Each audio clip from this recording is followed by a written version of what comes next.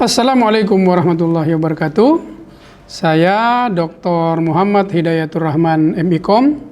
Saya adalah dosen Universitas Wiraraja Madura. Saya mengampu mata kuliah Ekonomi Politik Pembangunan di Fakultas Ilmu Sosial dan Ilmu Politik di Prodi Administrasi Publik. Ada beberapa hal yang perlu saya sampaikan berkaitan dengan mata kuliah Ekonomi Politik Pembangunan ini. Mata kuliah Ekonomi Politik Pembangunan ini 2 SKS dan proses pembelajaran berlangsung di dalam kelas.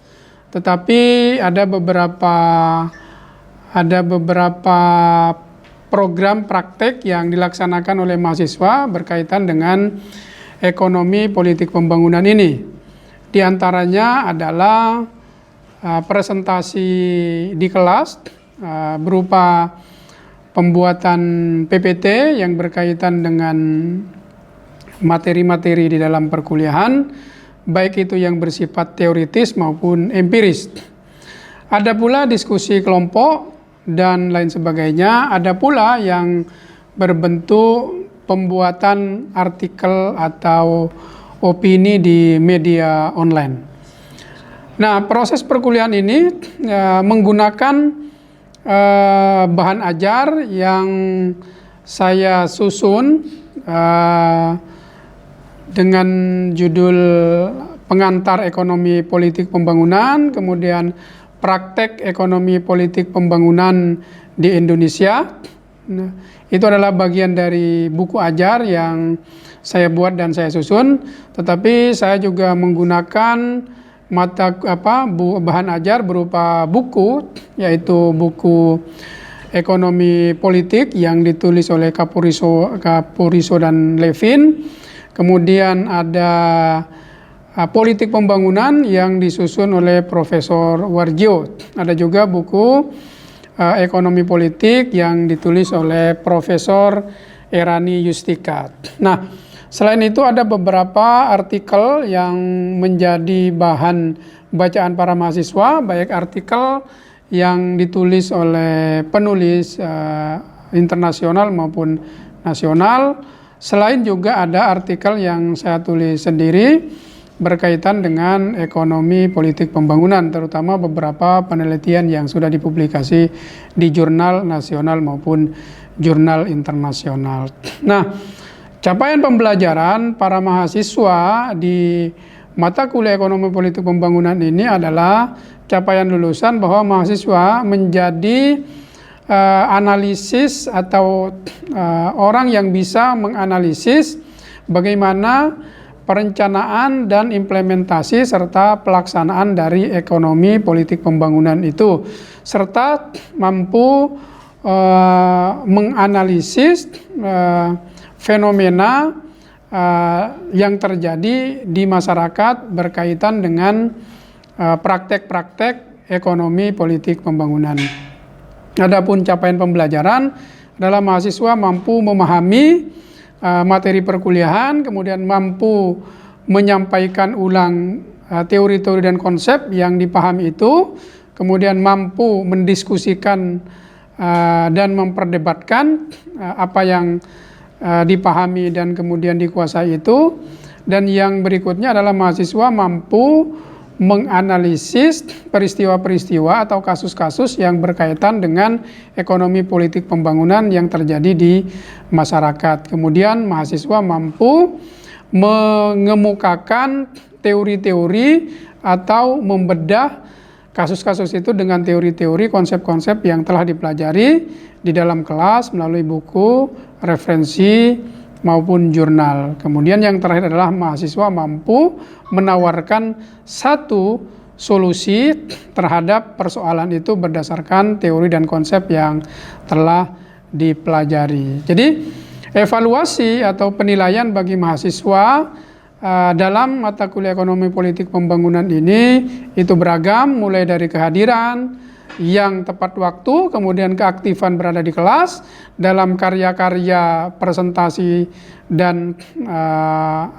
prototipe model dan karya lainnya yang memang itu telah disepakati ketika dalam pembuatan kontrak kuliah, kemudian juga kehadiran pada saat UTS dan UAS. Masing-masing penilaian itu memiliki bobot yang proporsional sesuai dengan urgensi yang disusun di dalam RPS. Nah, mahasiswa yang memenuhi seluruh kriteria itu 80 sampai 100% itu akan mendapatkan nilai maksimal atau A.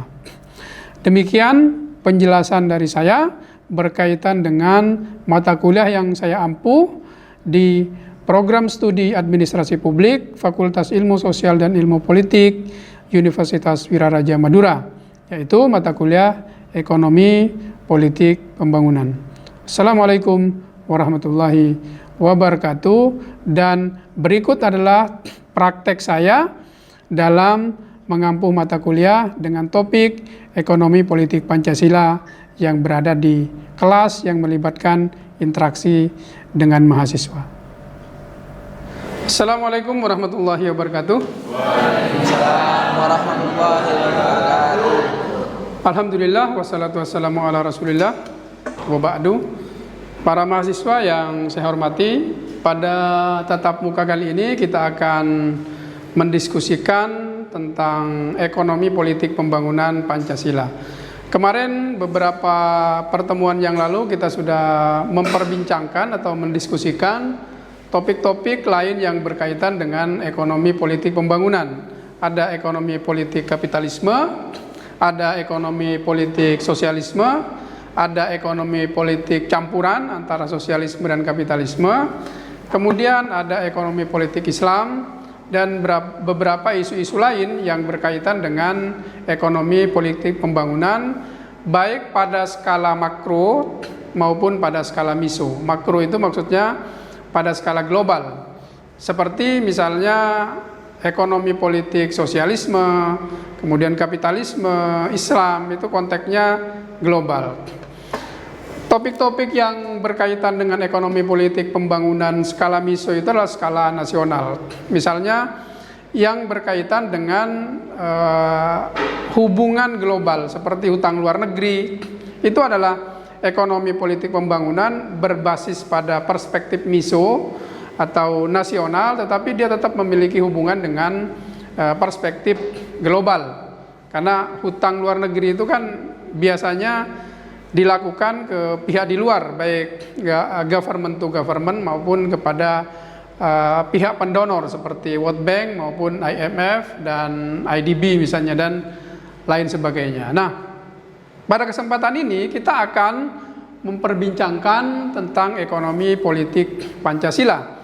Dari perkuliahan kali ini diharapkan para mahasiswa bisa memahami bagaimana konsep ekonomi politik pembangunan dengan menggunakan konsep yang dikemukakan oleh para pakar, terutama pakar-pakar pembangunan di Indonesia seperti Profesor Mubiarto, kemudian sebelumnya Profesor Nisi Sastro dan lain sebagainya. Nah, mereka banyak mengulas tentang ekonomi politik Pancasila.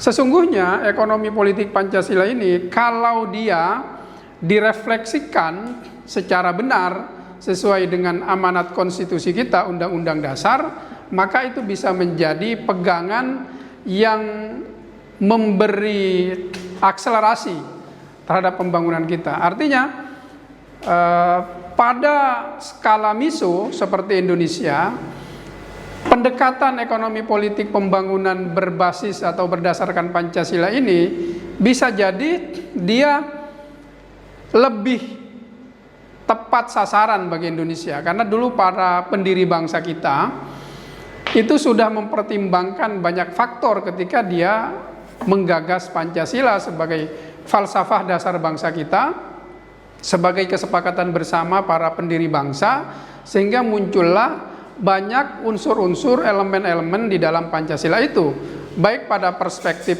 sosiologis, ekonomis, hukum dan lain sebagainya. Karena itu ini kita perlu dorong terus supaya para mahasiswa di kampus kemudian di masyarakat berbicara tentang ekonomi politik pembangunan Pancasila.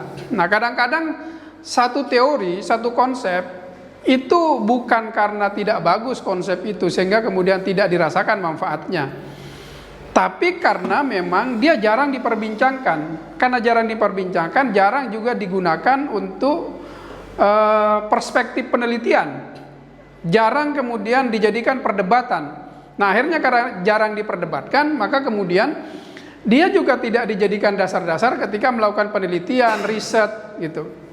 Nah, semakin jarang maka dia semakin tidak diakui.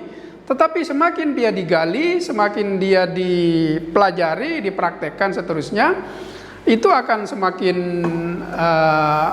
memiliki nilai relevansi dengan realitas fakta-fakta yang ada di lapangan. Karena itu banyak peneliti belakangan ini, para ahli, pakar pembangunan yang bicara tentang ekonomi politik Pancasila. Misalnya Pak Faisal Basri itu bicara bagaimana tata kelola ekonomi Indonesia di masa sekarang itu harus berdasarkan pada prinsip-prinsip Pancasila, terutama di dalam sila kelima, keadilan sosial. Dan itu kan sebetulnya tidak berdiri sendiri, maksud saya keadilan sosial itu. Dia memiliki relevansi misalnya dengan ekonomi politik sosialisme yang menekankan pada aspek pemerataan dalam hasil-hasil pembangunan ekonomi. Begitu pula dalam ekonomi politik Islam. Orang di dalam ekonomi politik Islam itu boleh kaya, tapi dia tidak boleh melupakan kewajibannya untuk berbagi. Dan itu disebutkan di dalam Al-Quran secara tegas ya, sebagai dasar ekonomi politik Islam. Misalnya, wa fi amwalihim haqqun lis-sa'ili wal mahrum. Dan pada harta kalian itu ada hak bagi orang miskin dan peminta-minta. Itu jelas. Jadi itu kira-kira kenapa kemudian penting ekonomi politik pembangunan Pancasila itu dipelajari oleh kita, para akademisi dan para mahasiswa, dan syukur-syukur para mahasiswa tertarik menjadikan dia sebagai satu konsep, satu teori, sebagai dasar untuk melakukan riset, penelitian-penelitian yang berkaitan dengan pembangunan. Artinya kita tidak hanya semata-mata misalnya berpikir, kiblat pikiran kita ini ke Eropa dan Amerika atau Barat, bicara sosialisme, bicara kapitalisme, bicara Islam. Tapi kita sendiri sebagai satu bangsa, satu nation itu memiliki kearifan lokal, bukan kearifan lokal, kearifan sebagai satu bangsa ya, sebagai satu negara berupa nilai-nilai Pancasila. Salah satunya adalah nilai-nilai tentang keadilan sosial tadi itu. Nanti kita akan bedah satu persatu berkaitan dengan apa sih ruh dari Pancasila yang harus ada dalam ekonomi politik pembangunan kita, kira-kira begitu. Nah, sebagai satu falsafah dasar bangsa kita yang harus digali terus, disosialisasikan. Nah, saya ingin menyatakan begini, bahwa Pancasila itu sebagai satu kesatuan dari 5 sila itu kalau kita baca, itu sebagai satu kesatuan yang utuh ya. Tidak bisa dipisah-pisah. Orang hanya mengambil sila pertama, hanya mau bertuhan saja, beragama saja, tapi tidak mau persatuan, tidak mau keadilan sosial, tidak bisa. Tidak mau aspek kemanusiaan. Jadi dia disusun sebagai satu kesatuan oleh pendiri bangsa, mulai dari ketuhanan yang Maha Esa. Nah, bagaimana orang yang bertuhan, beragama itu harus juga memiliki nilai-nilai kemanusiaan dalam dirinya, yang juga menganut prinsip-prinsip persatuan. Tidak boleh ada tindakan yang memecah belah.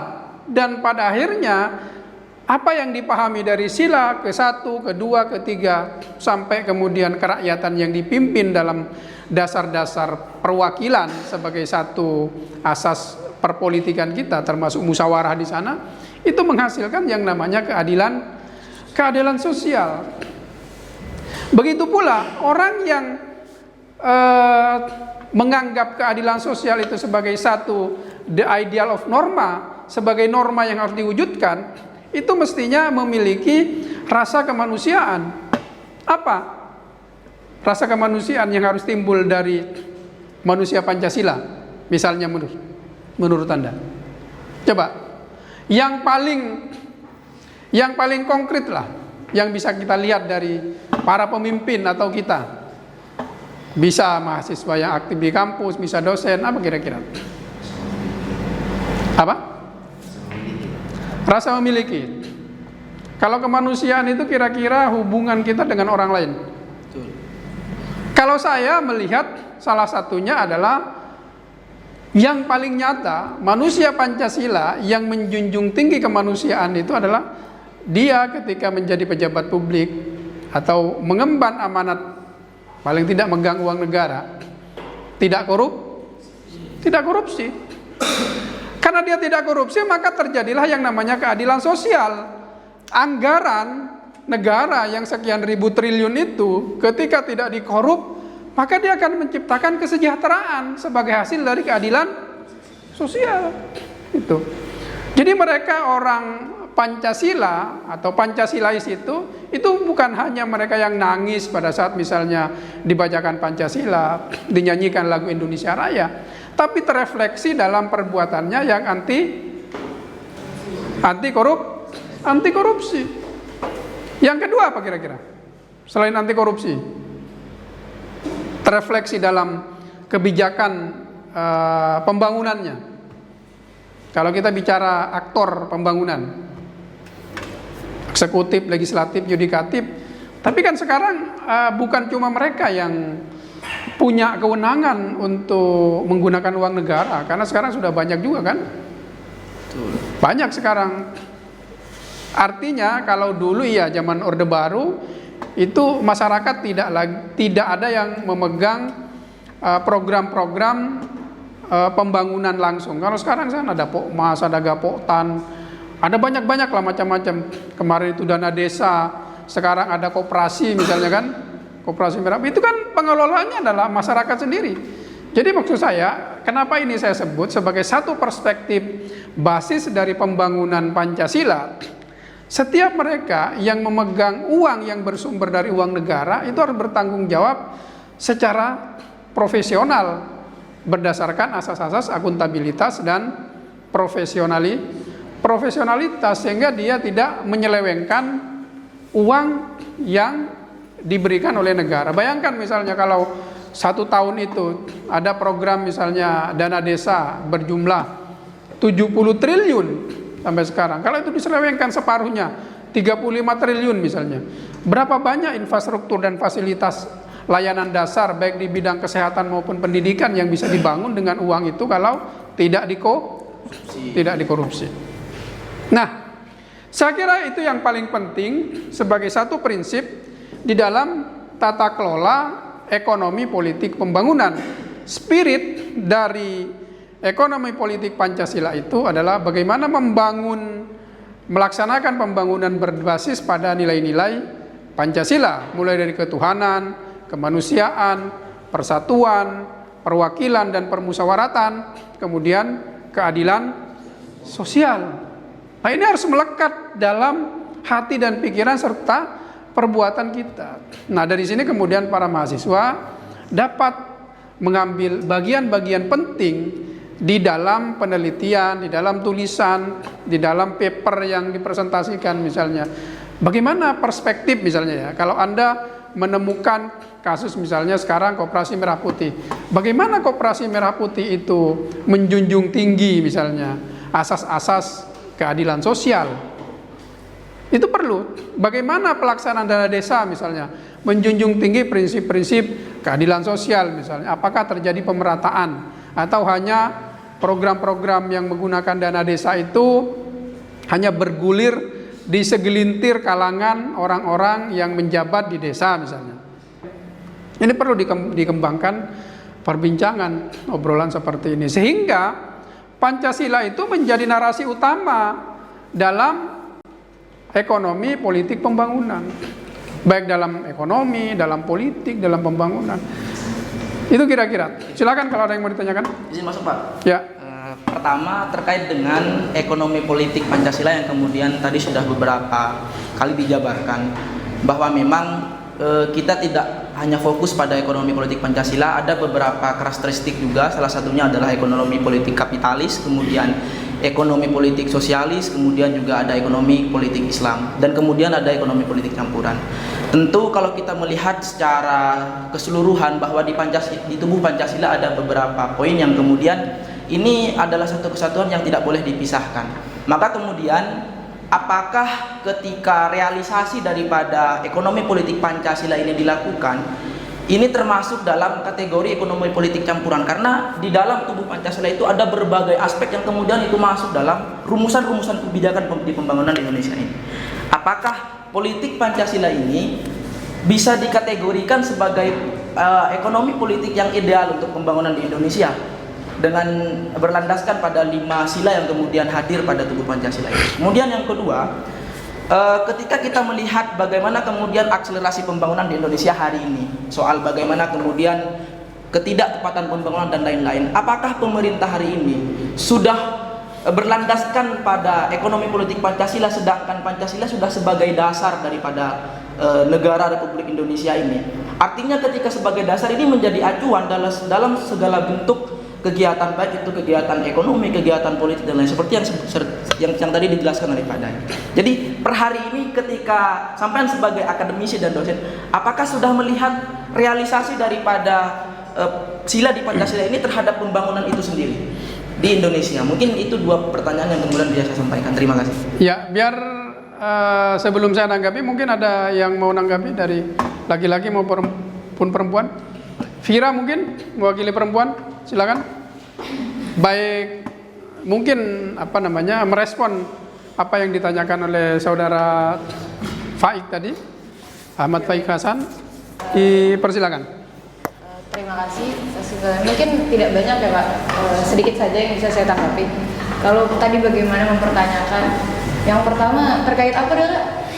Yang kedua itu kan apa? Prakteknya kan, bagaimana ketika praktek ekonomi Pancasila, lalu juga apakah tercermin dalam poin-poin Pancasila dalam pembangunan bangsa Indonesia saat ini, begitu kan?